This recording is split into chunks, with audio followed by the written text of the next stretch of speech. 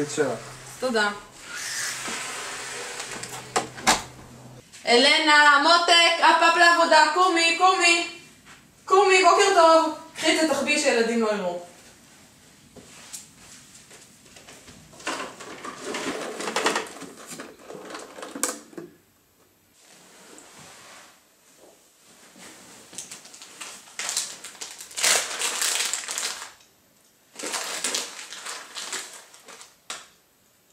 האם העפרונית מצייצת?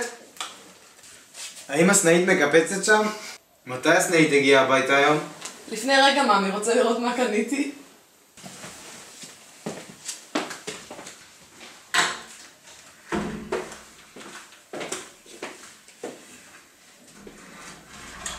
מה זה?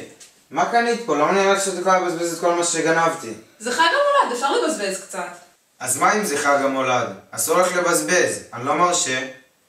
נו, מה אכפת לך? עכשיו אתה תגנוב יותר כסף. כן, אבל רק בעוד חודשיים. מקסימום תיקח הלוואה מהשוק השחור או משהו. נורה, את מדברת שטויות כמו תמיד. היום אני אלווה כסף, את תבזבזי אותו, אז לא יהיה לנו איך להחזיר. נו די, באמת, זה לא יקרה. ואם זה יקרה, מה אז? ואם זה יקרה, למי אכפת אם אנחנו בחובות או לא? ומה יגידו המלווים, הם מסוכנים? מי הם בכלל? אני אכנס בהם. נורה, את כזאת אישה. אני לא מוכן לסכן את החיים שלי בשביל כסף. עכשיו הסתדרנו לא רע, מקצת טונה והבאדי. אנחנו נשאר ככה עד שהמצב ישתנה. טוב מותק, איך שאתה רוצה. לא מתאים לעפרונית הקטנה שלי לחוס עליי. בואי נתערב שאת לא יודעת מה יש לי פה. כסף? רגע. רוצה כסף?